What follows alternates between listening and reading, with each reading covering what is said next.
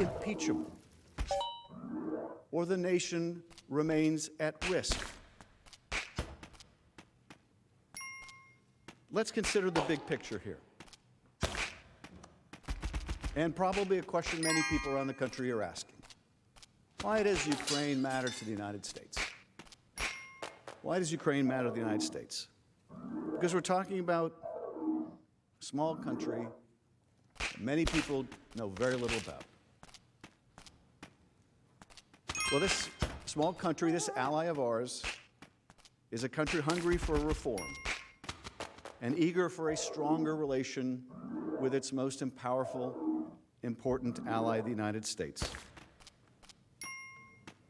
And we're talking about ourselves and what it means to the strength of our own democracy and democracies around the world when countries like Ukraine are fighting our fight against authoritarianism.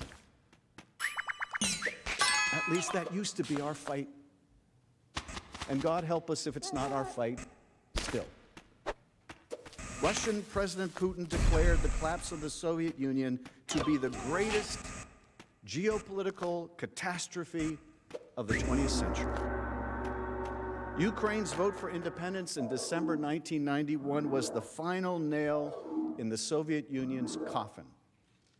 That made Ukraine's greatest moment Putin's greatest tragedy.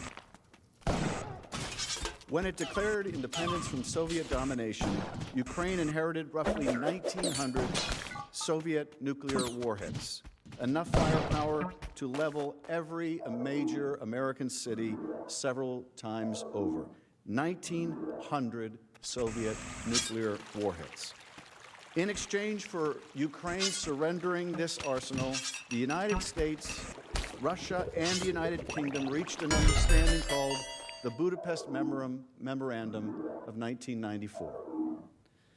They committed in this memorandum to respecting the borders of an independent Ukraine and also to refrain from using the threat or use of force against Ukraine. This was an early success of the post-Cold War period.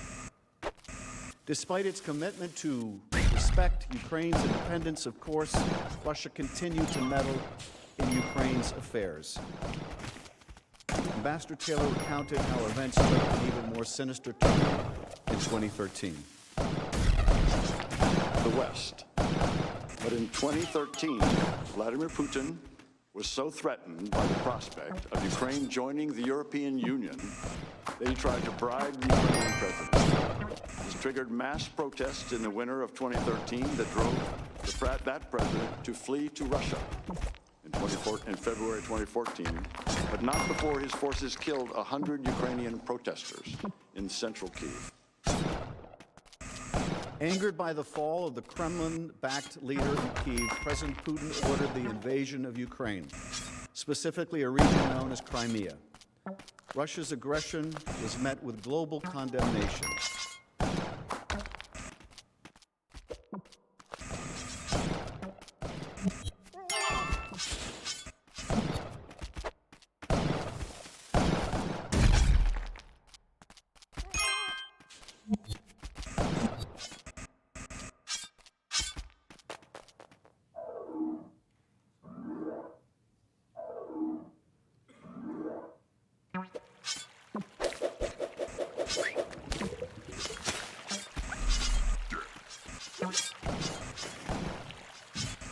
We lack the sound there, but you can see the images of that conflict on the screens before you.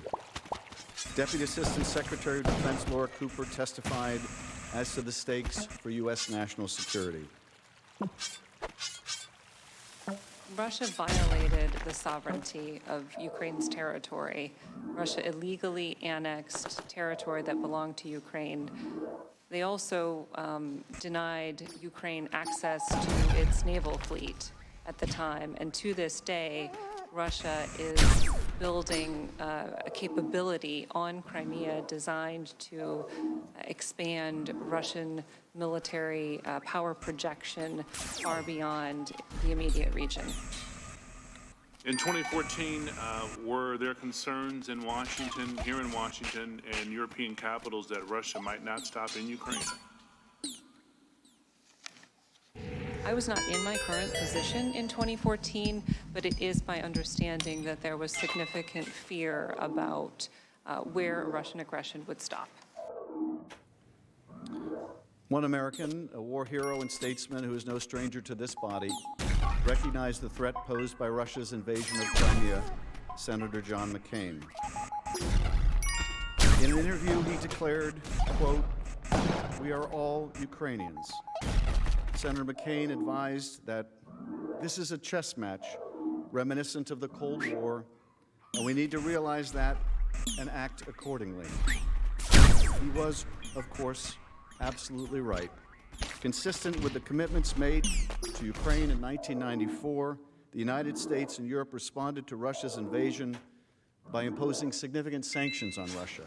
We joined Europe in providing Ukraine billions of dollars in economic support to help it resist Russian influence.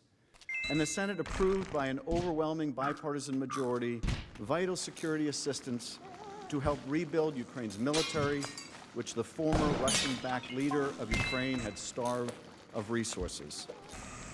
This strong bipartisan support for Ukraine reflected what Senator McCain said was an opportunity for the United States to undermine Russian leverage in Eastern Europe by building, quote, a success in Ukraine. Senator McCain outlined this vision. Putin also sees, here's this beautiful and large and magnificent country called Ukraine.